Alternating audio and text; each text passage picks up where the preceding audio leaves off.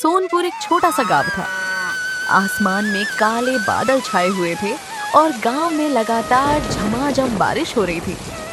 चारों तरफ हरियाली छाई हुई थी। उसी गांव के एक छोटे से घर में बिरजू नाम का आदमी रहता था।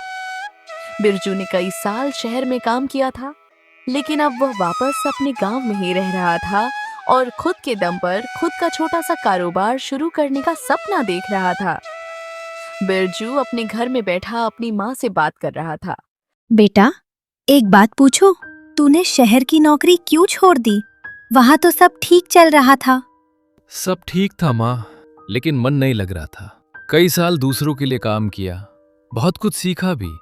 अब मन करता है कि अपने गांव में ही अपना कोई धंधा शुरू करूं। ये तो बहुत अच्छी बात है बेटा, लेकिन कौन सा धंधा करेगा? कुछ सोचा है? यही तो समझ नहीं आ रहा माँ। हलवाई का पूरा काम सीख गया हूँ, लेकिन गांव में ऐसा कौन सा काम शुरू करूं जो अच्छी तरह चल सके। बस यही सोचकर परेशान हूँ। घबराने की क्या बात है बेटा, आराम से सोच। जल्दबाजी में लिया गया फैसला कई बार नुकसान कर देता है।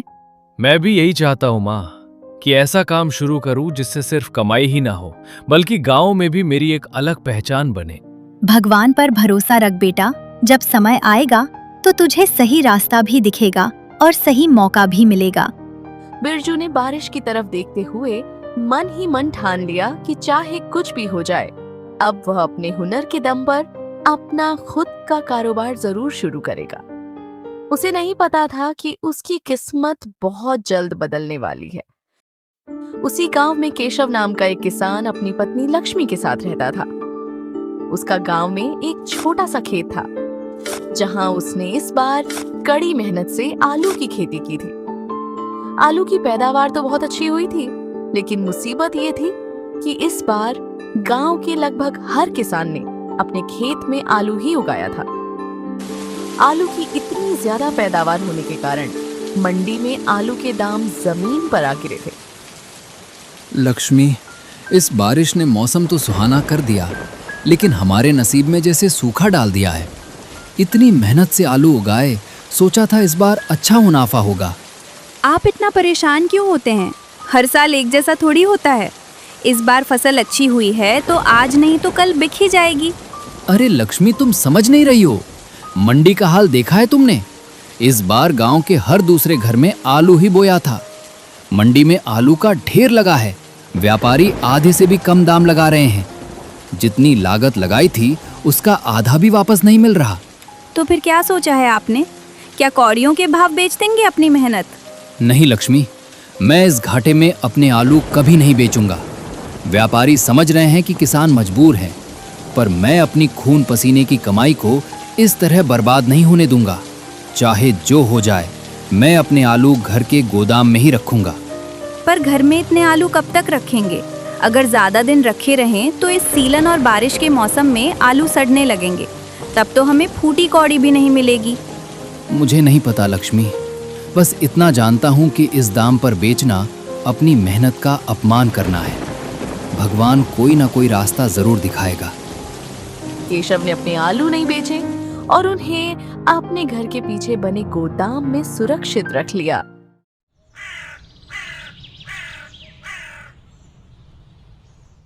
अगले दिन जब बारिश थोड़ी थमी तो केशव गांव के चौराहे की तरफ निकला। वहां गांव के दूसरे किसान मौजूद थे, जिन्होंने घाटा सहकर भी अपने आलू पहले ही बेच दिए थे। अपने काम के सिलसिले में चौराहे से गुजर रहा बिरजू एक तरफ खड़ा होकर शांत भाव से सब देख सुन रहा था। किसान केशव की समझदारी का मजाक उड़ाने लगे। अरे देखो भाइयों, गांव के सबसे बड़े व्यापारी केशव भाई आ रहे हैं। क्यों केशव भाई, आपके आलू का क्या भाव चल रहा है आजकल? सुना है सोने के भाव बेचने के चक्कर में घर में ही सजा कर रखा है। हाँ भाई राजू, हम तो ठहरे मूर्ख किसान, जो दाम मिला उसमें आलू बेचकर फुर्सत पाई। अब कम से कम हमारे पास अगली फसल के लिए पैसे तो हैं, पर हमारे केशव भाई तो आलू के राजा बनकर बैठ गए हैं। राजू भाई, हरिया भाई, तुम लोगों को मजाक सूझ रहा है, पर मैं अपनी मेहनत को कौड़ियों के दाम नहीं बेच सकता। तुम लोगों ने आधे दाम में बेच दिया, वो तुम्हारी मर्जी थी। अरे मर्जी नहीं, समझदारी कहते हैं इसे। अब इस बारिश के मौसम में जब तुम्हारे सारे आलू सड़ जाएंगे और उनमें से बदबू आने लगेगी, तब देखना कौन सा व्यापारी तुम्हारे घर आकर तुम्हें सलाम ठोकता है। सही कहा राजू। केशव भाई, ज्यादा हवा में मत उड़ो, वरना जमीन पर आओगे तो बहुत चोट लगेगी। समय सबका बदलता है भाइयों। आज मेरा दिन खराब है तो तुम लोग हंस लो, पर मुझे अपनी मेहनत पर पूरा भरोसा है। पास ही खड़े बिरजू ने जब यह सब सुना तो उसकी आंखों में एक नई चमक आ गई। केशव की हिम्मत और उसके गोदाम में रखे ढेरों बेहतरीन आलूओं की बात सुनते ही बिरजू का दिमाग तेजी से चलने लगा। उसे समझ आ गया कि जिस मौके की तलाश उसे थी वह यही है। केशव वहां से बिना कुछ और कहे भारी कदमों से अपने घर की तरफ लौट आया।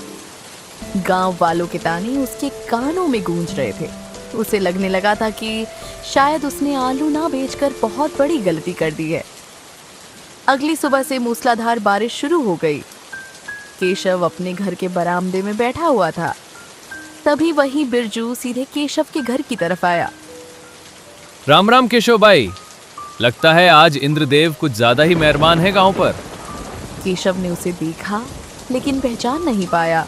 उसने सवालिया नजरों से देखते हुए कहा, राम राम भाई, पर मैंने आपको पहले कभी यहाँ देखा नहीं। आप कौन हैं और इस तेज बारिश में मुझसे मिलने कैसे आना हुआ? केशव भाई, मैं बिरजू हूँ, पास वाले पुरवे के रामलाल का बेटा। बिरजू का ये बताते ही केशव के चेहरे पर पहचान की एक मुस्कान आ गई। अरे, रामलाल चाचा का बेटा बिरजू। अरे भाई, तुम्हें तो बहुत सालों बाद देखा, पहचान ही नहीं पाया। सुना था तुम शहर चले गए थे। हाँ केशव भाई, पिछले कुछ सालों से शहर में ही था। वहाँ एक बड़े हलवाई की दुकान पर काम सीखता था। अभी 2 दिन पहले ही गांव लौटा हूँ। कल चौराहे पर मैं वहीं खड़ा था जब हड़िया और राजू भाई आपका मजाक उड़ा रहे थे। मैंने आपकी सारी बातें सुनी थी। अच्छा बिरजू भाई, बैठो। पर एक बात बताओ, शहर की ऐश आराम की जिंदगी छोड़कर इस कीचड़ और बारिश में वापस गांव क्यों आ गए? और मेरे पास आने का क्या कारण है? केशव भाई, मैंने कल चौराहे पर सुना और मंडी में भी चर्चा थी कि आपने इस बार बहुत ही शानदार आलू उगाए हैं, लेकिन सही दाम ना मिलने पर आपने उन्हें कौड़ियों के भाव नहीं बेचा। क्या ये सच है? हाँ बिरजू भाई, सच ही सुना है तुमने। पर अब वो मेरी समझदारी थी या बेवकूफ़ी, ये तो भगवान ही जाने। गांव के लोग तो मेरा मजाक उड़ा रहे हैं कि मेरे आलू सड़ जाएंगे। अरे उन लोगों की बातों पर ध्यान मत दीजिए केशव भाई। उन्हें सिर्फ आलू बेचना आता है, उसका सही इस्तेमाल करना नहीं। आपके वो आलू ही हमारी तकदीर बदलने वाले हैं। केशव बिरजू की बातें सुनकर हैरान था। उसे समझ नहीं आ रहा था कि जो आलू उसके लिए मुसीबत बन चुके थे, बिरजू उन्हें तकदीर बदलने वाला क्यों कह रहा था। बिरजू भाई, जरा खुलकर बताओ, तुम्हारी बातें मेरे सिर के ऊपर से जा रही हैं। तुम मेरे आलूओं का क्या करने वाले हो? केशव भाई, मैंने शहर में रहकर लाजवाब, चटपटे और एकदम करारे आलू के समोसे बनाने का हुनर सीखा है। ऐसे समोसे कि जो एक बार चख ले उंगलियां चाटता रह जाए। मेरा ऑफर ये है कि हम दोनों मिलकर इस बारिश के मौसम में गर्मा गर्म समोसे का ठेला लगाते हैं। क्या? समोसे का ठेला इस गांव में? बिरजू भाई, गांव के लोग 4 पैसे बचाकर घर में सूखी रोटी खा लेंगे, पर ठेले पर समोसे खाने कौन आएगा? यही तो आपकी गलतफहमी है केशव भाई। इस सावन के महीने में जब रिमझिम बारिश हो रही हो तो किसका मन नहीं करता कि कुछ गर्मा गर्म और चटपटा खाया जाए। शहर में लोग इस मौसम में समोसे की दुकानों पर टूट पड़ते हैं। पर इसमें हमारा सौदा कैसे तय होगा? मेरे पास तो सिर्फ आलू हैं। ठेले के बाकी सामान के लिए तो पैसे ही नहीं है।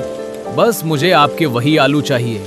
आलू आपके होंगे और बाकी सारा सामान जैसे मैदा, मसाले, चटनी, तेल और ठेले का इंतजाम वो सब मैं करूंगा।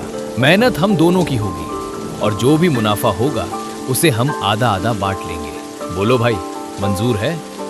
तभी लक्ष्मी भी उनके पास आई और बोली, मुझे तो बिरजू भाई की बात में दम लगता है। वैसे भी आलू गोदाम में रखे रखे सड़ ही रहे हैं। कम से कम इस बहाने कुछ नया रास्ता तो खुलेगा। तुम ठीक कह रही हो लक्ष्मी। ठीक है बिरजू भाई, मुझे तुम्हारा ये ऑफर मंजूर है। कल से ही हम इस काम की शुरुआत करते हैं। बिरजू का ऑफर स्वीकार करने के बाद केशव के चेहरे पर कई दिनों बाद एक नई उम्मीद की चमक दिखाई दे रही थी। अगले ही पल दोनों काम में जुट गए।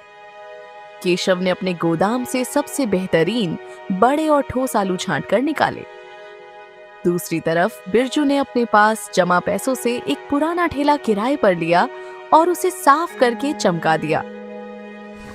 अगले दिन की सुबह दोनों केशव के घर के आंगन में खड़े होकर पहले दिन की तैयारी कर रहे थे। बिरजू भाई, आलू तो मैंने एकदम बढ़िया वाले उबाल दिए हैं, पर सच बताऊं, अभी भी मन में थोड़ा डर लग रहा है। हमारे गांव में आज तक किसी ने गरम समोसे का ठेला नहीं लगाया। केशव भाई, डर को तो आप भूल ही जाइए। जब इस कूटते हुए भुने जीरे, धनिया और मसालों से बने समोसे के आलू की खुशबू इस ठंडी हवा में घुलेगी ना, तो लोग अपने आप खींचे चले आएंगे। असली खेल तो इन मसालों और चटनियों का ही है। बिरजू भाई, मैंने आपके कहे मुताबिक पुदीने और हरी मिर्च की तीखी चटनी और साथ में इमली की खट्टी मीठी चटनी तैयार कर दी है। अरे वाह भाभी जी, आपके हाथों में तो सचमुच जादू है। चटनी का तीखापन और खट्टा मीठा स्वाद एकदम वैसा ही है जैसा शहर की बड़ी बड़ी दुकानों में होता है। चलो, चटनी का इंतजाम तो हो गया। अब इन आलूओं का क्या करना है बिरजू भाई? अब इन उबले आलूओं को मैश करके इनमें गुप्त मसाले मिलाकर चटपटा मसाला बनाएंगे। फिर मैदे की पट्टी में भरकर समोसे तैयार करेंगे। इसके बाद चलेंगे सीधा गांव के चौराहे पर, जहां लोग इस बारिश के मौसम में कुछ गर्मा गर्म ढूंढ रहे होंगे। दोपहर होते होते बारिश की फुहारें और तेज हो गईं। मौसम एकदम ठंडा हो चुका था। केशव और बिरजू ने ठेले पर बड़ी सी लोहे की कढ़ाई चढ़ाई, चटनियों के मटके रखे, पत्तलों का ढेर लगाया और ठेले को लेकर गांव के उसी मुख्य चौराहे की तरफ चल पड़े जहां अमूमन गांव वाले इकट्ठा होते थे। जैसे ही उन्होंने चौराहे के एक बड़े पेड़ के नीचे अपना ठेला खड़ा किया, वहां मौजूद लोगों की नजरें उन पर टिक गईं। अरे हरिया, जरा अपनी आंखें मलो और देखो कि हमारे केशव भाई क्या कर रहे हैं। आलू नहीं बिके तो क्या आप गांव के बीचों बीच कढ़ाई लेकर बैठ गए?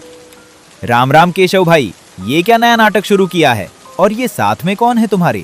रामलाल चाचा का बेटा बिरजू है क्या? राम राम भाइयों। हाँ, ये बिरजू है। हम कोई नाटक नहीं कर रहे, बल्कि अपनी मेहनत के आलूओं से बने गर्मा गर्म समोसे का ठेला लगा रहे हैं। समोसे का ठेला? अरे केशव, तुम्हारा दिमाग तो ठीक है। गांव के लोग 2 रुपए की चाय पीने में 10 बार सोचते हैं। वो तुम्हारी ये शहर वाली चीजें खाने के लिए पैसे खर्च करेंगे? राजू भाई, धान की चिंता आप मत कीजिए। बस एक बार इस कढ़ाई से उठती खुशबू को महसूस कीजिए। इस ठंडे ठंडे सावन के मौसम में जब ये करारा समोसा आपके मुंह में जाएगा तो आप दाम भूल जाएंगे। भाई, हमें तो नहीं लगता कि गांव में ये सब चलेगा। पैसे बर्बाद करने की अच्छी तरकीब सोची है तुम दोनों ने। चलो राजू, यहाँ बेकार में खड़े रहने का कोई फायदा नहीं है। राजू और हरिया हंसते हुए आगे बढ़ गए। शुरुआत में कोई भी ठेले के पास आने को तैयार नहीं था। केशव का दिल एक बार फिर बैठने लगा था, लेकिन बिरजू के चेहरे पर अब भी पूरा आत्मविश्वास था। वह कढ़ाई में समोसों को तल रहा था, जिससे एक बेहतरीन सौंधी खुशबू पूरे चौराहे पर फैलने लगी थी। महक इतनी लाजवाब थी कि वहां से गुजरने वाले लोग चाहकर भी अपनी नजरें ठेले से नहीं हटा पा रहे थे। तभी गांव के मुखिया जी, जो अपनी बड़ी सी छतरी ताने हवेली की तरफ जा रहे थे, ठेले के पास आकर रुक गए। अरे केशव, ये तुम्हारे ठेले से कैसी गजब की खुशबू आ रही है भाई। पूरे चौराहे को महका दिया है तुम दोनों ने। राम राम मुखिया जी, ये हमारे खेत के ताज़ा आलूओं से बने गर्मा गर्म समोसे हैं। मेरा पार्टनर बिरजू इसे शहर से सीख कर आया है। इस सावन की बारिश में आपके लिए एक पत्तल तैयार करवाऊं?